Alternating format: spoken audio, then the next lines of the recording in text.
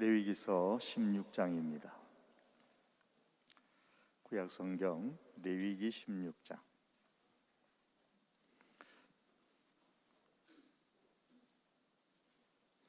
레위기 16장입니다.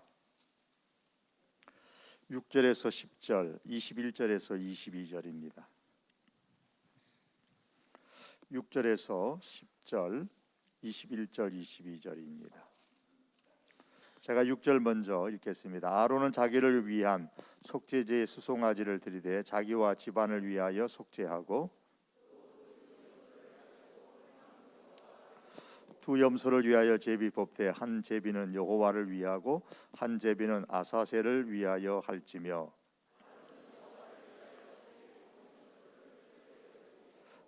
아사셀을 위하여 제비 뽑은 염소는 산채로 여호와 앞에 두었다가 그것으로 속죄하고 아사셀을 위하여 광야로 보낼지니라. 21절 읽으시겠습니다.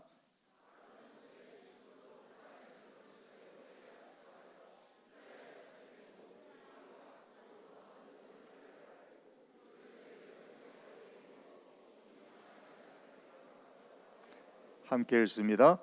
염소가 그들의 모든 부리를 지고 접근하기 어려운 땅에 이르거든 그는 그 염소를 광야에 놓을지니라. 아멘. 오늘 이 시간에 우리 청년들이 하나님께 찬양을 드리겠습니다. 우리 청년 그 자리에서 일어나셔서 옮기지 마시고요, 이쪽을 바라보시고 우리 회중석을 바라보시면서 찬양을 합니다. 각도를 한 90도 돌리셔서 찬양을 합니다.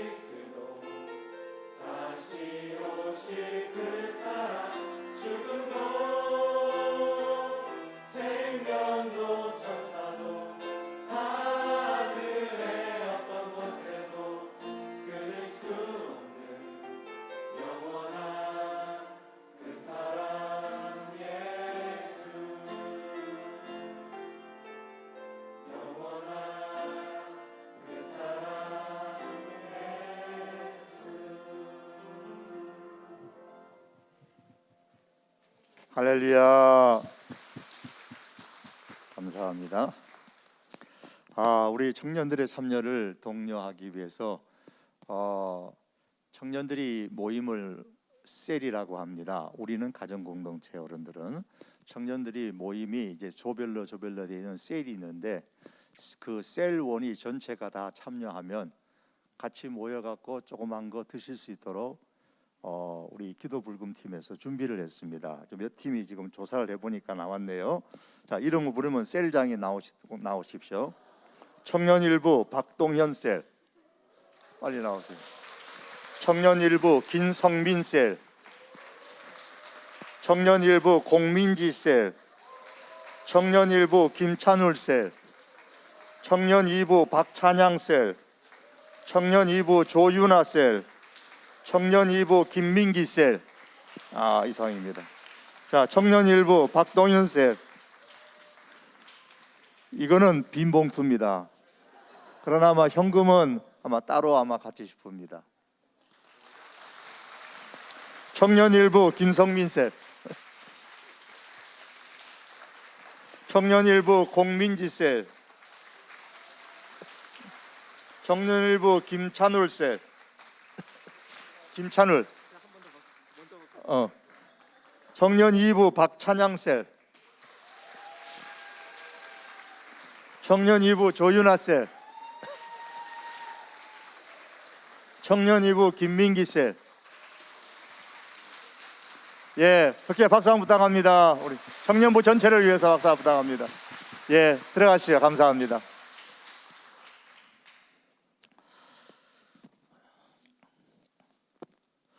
뜻하지 않게 우리 소진영 간사가 마커스의 리더로 찬양을 예배를 인도하게 되었다고 말씀을 하셨죠. 뜻하지 않게 하셨지만 평소에 잘 준비되었기 때문에 무난히 맡아서 하셨으리라 생각을 합니다. 평소에 준비되어 있지 못한 사람은 기회가 와도 기회인 줄을 알지 못하고 또 기회가 왔다는 것을 느낄지라도 그 기회를 자기 것으로 잡을 수가 없습니다. 기회는 항상 준비된 자의 몫이다라는 것을 우리는 잘 압니다. 예수님께서 종말에 대해서 말씀하실 때마다 빼놓지 않는 것은 깨어 준비하라입니다. 깨어 준비하는 사람에게는 종말도 기회입니다. 깨어 준비하는 기본이 뭘까요? 죄에 대해서 깨어 있는 겁니다. 늘 죄에 대해서 깨어 있으라. 이 16장, 레위기 16장은 대속죄일에 대해서 기록하고 있습니다. 대속죄일은 1년에 한 번, 6월절 유대 달력으로는 7월 10일, 오늘날 우리로 하면 한 9월 하순경 정도가 되겠네요. 민족의 대행사입니다. 29절 말씀에 보면 너희는 영원히 이 규례를 지킬지니라 그랬습니다. 이 날에는 29절 말씀에 보면 스스로 자기를 괴롭게 하라 그랬습니다. 스스로 자기를 괴롭게 하라는 것은 금식과 자기 성찰을 통해서 회개의 기도를 하라는 말입니다. 그날은 스스로 안 먹고 그날 자기를 살피며 회개 기도하는 날입니다. 또한 아무 일도 하지 말라 그랬습니다. 직장, 밭에 나가는 거, 소 키우는 거, 양 키우는 거, 염소 키우는 거 아무것도 하지 말아라. 아무 일도 하지 않고 하루 종일 완전히 종일토록 1년 동안에 온 국민의 죄, 자기의 모든 죄를 다 고백하고 속함을 받는 날이 대속죄일입니다. 그런데 하나님께서 왜 이 속죄일을 지키라고 하셨을까요? 다른 제사들, 예를 들면 속죄제도 있고 속건제도 있잖아요. 이런 죄를 통해서 늘 죄를 회개하는데, 그러면 죄를 차곡차곡 1년 동안 모아놨다가 그래 오늘 대속죄일이지 오늘 가서 한 번에 그냥 왕창 기도하자 한 날을 그렇게 정해놓고 대속죄일이라 지정하여서 지키라고 하셨을까? 좀 궁금했어요. 그 이유에 대해서 레위기 16장은 이렇게 말합니다. 11절에 보면 자기와 집안을 위하여 속죄하고 15절에 또 백성을 위한 속죄제 염소를 잡아 16절에 이스라엘 자손의 부정과 이스라엘 자손의 부정을 속죄하고 자기 집안, 백성들 그리고 이스라엘 자손 그들을 위해서 속죄하라 그랬어요. 이 말씀을 종합해 보면 대속죄일을 지키라고 하신 이유는 결국 죄에 민감하라는 겁니다. 죄에 민감해라. 즉 죄에 대해 깨어 있으라라는 말씀이에요. 여러분, 오늘날 우리가 과연 얼마나 죄에 대해서 민감합니까? 눈은 연기를 피하게 되고 코는 악취를 싫어하게 됩니다. 그것처럼 우리의 마음은 죄악에서 떠나는 민감함이 있어야 됩니다. 저절로 악취가 나면 이거 고개 돌려야 되겠네? 아니에요. 코 막아야 되겠네? 안 그래요. 저절로 이렇게 돼요. 죄에 민감하다는 거, 죄에 깨어있으라는 건 그런 겁니다. 죄된 것에 대해서는 나도 모르게 그냥 저절로 아니 이건 아니야 이렇게 되라는 겁니다. 그런데 단순히 죄에 대해서 민감하거나 혹은 죄에 대해 깨어있는 사람은요, 하나님을 무서워합니다. 인도네시아의 선교사 한 분이 자기 비서를 하나 뒀는데 그 비서가 이슬람 교도예요. 그래서 이 선교사가 자기 비서에게 나는 하나님을 사랑합니다 그랬더니 비서가 말하기를 나는 하나님 사랑하지 않아요. 그럼 왜? 나 하나님 무서워요. 왜 하나님이 무섭냐? 그래. 나는 내 죄 때문에 하나님이 무서워요. 그래. 죄 때문에 하나님이 무섭다는 거예요. 적어도 이 이슬람 교인은 죄에 대해서 민감한 거예요. 죄 때문에 하나님이 무섭다는 거예요. 요즘 같은 세상에 죄 때문에 하나님이 무섭다고 생각하는 사람이 얼마나 있을까요? 우리는 어떻습니까? 단순히 죄에 민감하거나 죄에 대해 깨어있는 사람은 그 민감한 죄에 대해 깨어있는 그 사실로 인해서 하나님을 무서워합니다. 그래서 나 하나님 무서워요 하는 사람은 거의가 다 보면 자신의 죄에 대해서 혹은 이 죄라는 공통적인 것에 대해서 굉장히 민감하고 깨어있는 사람입니다. 그러나 우리는 어떻습니까? 하나님을 무서워하지 않고 사랑합니다. 사랑하라고 했습니다. 왜냐하면 하나님께서 내 죄의 문제를 해결하시고 구원하기 위해 독생자 예수님을 보내주셨기 때문입니다. 오늘은 바로 그 예수님께서 우리 죄를 대신하여 돌아가신 날을 기념하는 성금요일 저녁입니다. 하나님은 이 대속죄일을 통해서 죄에 민감하라, 죄에 대해 깨어있으라 라는 말씀으로 끝나지 아니하시고 내가 너희 죄 문제를 해결해 준다라고 말씀하십니다. 그 예식이 바로 대속죄일에 행하는 아사셀 염소에 관한 규례입니다. 그 21절에 22절의 내용입니다. 그 내용에 보면 특별히 22절에 염소가 그들의 모든 부리를 지고 접근하기 어려운 땅에 이르거든 그는 그 염소를 광야에 놓을지니라. 대제사장은 이 대속죄일 날 염소 2마리를 취합니다. 그래서 제비를 뽑아가지고 어느 것이 할까요? 제비를 딱 뽑는데 백성을 위해서 속죄제의 제물로 드릴 염소를 택하고 그 다음에 아사셀을 위한 산채로 광야에 보낼 염소를 결정합니다. 그게 7절에 8절의 내용이에요. 그리고 속죄제를 먼저 염소를 희생제물로 드린 이후에 나머지 염소 1마리를 아사셀을 위해서 광야로 내보냈습니다. 그리고 광야로 보내기 전에 두 손으로 먼저 염소의 머리에 안수를 합니다. 암수한다는 것은 이스라엘 전 모든 백성들의 그 죄가 다 이 아사셀 염소에게로 전가되어졌다라는 의미입니다.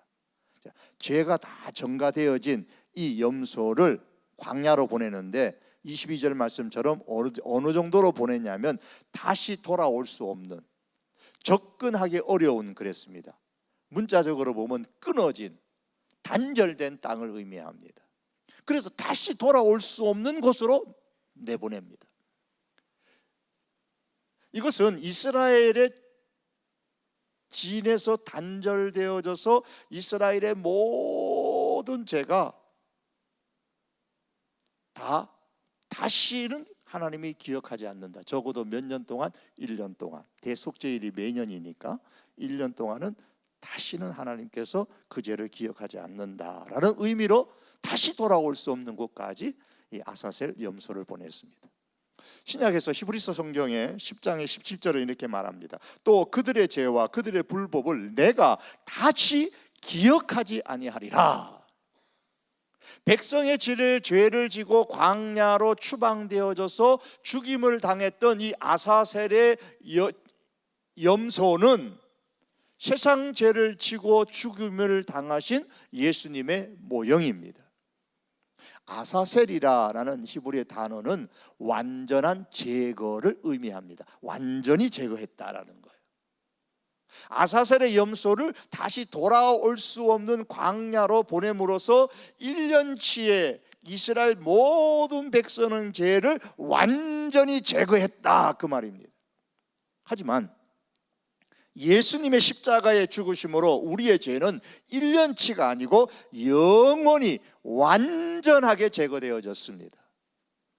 대속죄일은 매년 반복되었지만 예수님은 다시 십자가에 죽으실 필요가 없습니다.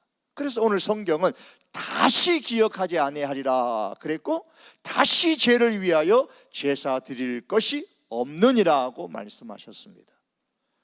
그리고 이제 대속죄일의 모든 행사가 다 끝나면, 끝나기 바로 전에 마지막에 대제사장은 이렇게 선포합니다. 여러분, 이 대속죄일 행사로 말미암아 이제 여러분의 모든 죄는 다 용서받았습니다. 기쁨으로 돌아가십시오. 이렇게 선포하고 대속죄일이 끝납니다. 예수 그리스도께서 십자가의 마지막 선언 어떻게 하셨습니까? 아버지여 저들의 죄를 용서해 주시옵소서. 그리고 다 이루었다. 다 이루었다. 대속죄일의 죄를 짊어진 아사셀 염소가 다시 돌아올 수 없듯이 예수님의 속죄로 말미암아 우리들의 죄는 영원히 기억되지 않습니다. 그런 의미에서 다 이루었습니다. 그러므로 오늘 우리는 오직 예수님만 믿습니다. 오늘날 사람들은 말합니다. 사람은 모두 나름의 종교를 가질 수 있어. 그들의 믿음을 방해하지 말아라. 사람들은 말합니다. 다른 종교를 인정해라. 편협한 마음을 좀 버려라. 그리스도만이 하나님께 나갈 수 있는 유일한 길이라는 것을 인정하지 않는 사람들에게 그들이 틀렸다고 제발 좀 말하지 말아라. 교인이라고 말하는 당신은 과연 제대로 살고 있느냐? 다른 사람들에게 어떻게 살아야 한다라고 말하기 전에 너의 뒷마당부터 깨끗이 청소해라. 등등의 말들을 참 많이 하고 우리는 듣습니다. 사람들이 이런저런 어떤 말을 할지라도 우리는 오직 예수님만 믿습니다. 왜냐하면 예수님만이 내 죄를 대신하여 죽으셨고, 이 예수님의 십자가의 죽으심으로, 피 흘림으로 말미암아 하나님께서 영원히 다시는 우리의 죄를 기억하지 않으시기 때문입니다. 기도하시겠습니다. 하나님 아버지, 단 한 번의 죽으심으로 영원히 우리의 죄를 기억하지 아니하시고 용서하시며 구원하여 주신 주님의 은혜를 참 감사합니다. 세상의 사람이, 주변의 사람들이 뭐라고 말하든 영원히 죄를 기억하지 않도록 피 흘려주신 그 예수님만 믿으며 살게 하여 주시옵소서. 예수님의 이름으로 기도하옵나이다. 아멘.